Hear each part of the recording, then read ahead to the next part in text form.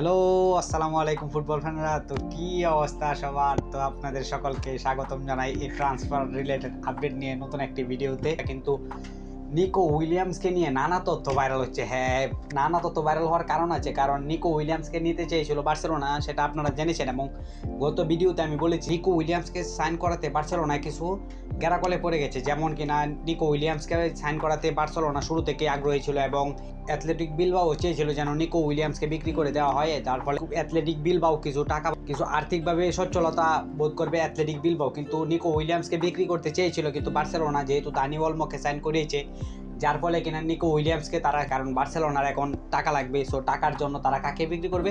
টাকা চিন্তা ভাবনা করছে ভিক্টর রুকেকেই বিক্রি করে দেবে, কারণ ভিক্টর রুককে বিক্রি করলে তারা 30 থেকে 35 মিলিয়ন ইউরো পেতে পারে, যার ফলে নিকো উইলিয়ামসের সাইনিংটা অনেক সহজে হয়ে যায়। কিন্তু নিকো উইলিয়ামসকে নিয়ে দেখেন কত ঝামেলা চলছে। এইদিকে আবার অ্যাথলেটিক বিলবাও নিকো উইলিয়ামসকে 10 নম্বর জার্সি দিয়ে দিয়েছেন এবং আমরা দেখতে পাচ্ছিলাম যে নিকো উইলিয়ামস তার 10 নম্বর জার্সিতে সাইন করতেছেন অ্যাথলেটিক নীলবাউয়ের নতুন কিটে, যার ফলে বোঝা যাচ্ছে যে অ্যাথলেটিক বিলবাওই থাকবেন। কিন্তু এদিকে ভিক্টর রুককে নিতে আগ্রহী জানিয়েছেন এভারটন, ফুলহাম এবং রিয়াল বেতিসের মতো ক্লাব ভিক্টর রুককে নিতে চায়, কিন্তু ভিক্টর রুককে বিক্রিও করে দিতে চায় বার্সেলোনা, যার ফলে কিছু টাকাটা আসতে তারা নিকো উইলিয়ামসকে সাইনিং করানোর জন্য তারা বিক্রি করে দিতে চাইছে। এবং নিকো উইলিয়ামসকে যেহেতু তারা নিতে চায়, এভারটন ভিক্টর রুককে 20 মিলিয়ন নাকি 25 মিলিয়ন ইউরো অফার করেছে, কিন্তু বার্সেলোনা তাতে রাজি নয়। বার্সেলোনা 30 থেকে 35 মিলিয়ন আশা করছে ভিক্টর রুকের কাছ থেকে। তো এখন আসা যাক বুন্দেসলিগা নিয়ে, কারণ বুন্দেসলিগাতে ঝড় উঠে গেছে। আপনারা সকলেই জানেন যে সারোহু গুইরাসি, সেই সারোহু গুইরাসি যে কিনা বুন্দেসলিগাতে আগুন জ্বালিয়ে দিয়েছিল গোলের রেকর্ড করে, এবং স্টুটগার্টের হয়েছে 26টির উপরে গোল করে এক সিজনে, যার ফলে কিনা স্টুটগার্ট অনেক মোমেন্টাম পেয়েছে এই সারোহু গুইরাসির কাছ থেকে।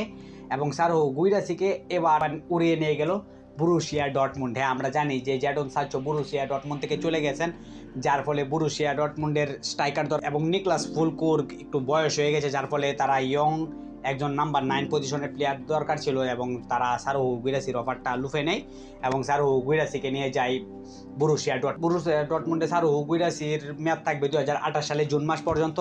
পরবর্তী সামার ট্রান্সফার যেটা কিনা আছে 2028 সাল পর্যন্ত সারোহু গুইরাসির মেয়াদ। এবং অনেক ভাইয়েরা প্রশ্ন করতেছেন যে হুলিয়ান আলভারেজকে যে নিয়ে গেল অ্যাথলেটিকো মাদ্রিদ, হুলিয়ান আলভারেজকে ওইখানে ভালো করবে নাকি খারাপ? সত্যি কথা হচ্ছে কি যে পেপ গার্দিওলার আন্ডারে যারা খেলেছে তারা ভবিষ্যতে ভালো করেছে, কিন্তু ডিয়াগো সিমিওনে যে কিনা অ্যাথলেটিকো মাদ্রিদের যে ম্যানেজার ডিয়াগো সিমিওনে, সেই সিমিওনে অনেকটাই ডিফেন্সিভ ফুটবল খেলে, কিন্তু আমরা গত বছর আমরা ইউএফএ চ্যাম্পিয়ন্স লিগে দেখতে পেয়েছি যে একটু অ্যাটাকিংও খেলছে অ্যাথলেটিকো। দুই ক্লাবের দুই ম্যানেজারের স্ট্যাটিস্টিক পুরা ভিন্ন, আকাশ পাতাল তফাৎ। কারণ ডিয়াগো সিমিওনে খেলে থাকেন ডিফেন্সিভ ফুটবল এবং পেপ গার্দিওলা খেলে থাকে পজিশনিং ফুটবল। হ্যাঁ, বল দখলে তারা এগিয়ে, পরবর্তীতে তারা পাসের মাধ্যমে গোল আদায় করার চেষ্টা করবে, কিন্তু ডিয়াগো সিমিওনে এরকম ম্যানেজার নয়।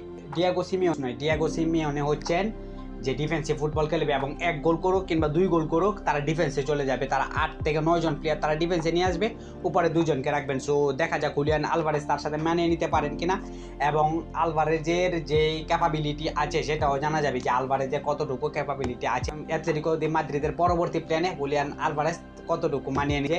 এবং যারা নতুন আছেন পেজটিকে ফলো করে দিন, এবং যে কোনো ফুটবল ক্লাবের ফ্যান হন না কেন আমার পেজটিকে ফলো করে দিন। তো আজকে এই পর্যন্তই, আসসালামু আলাইকুম।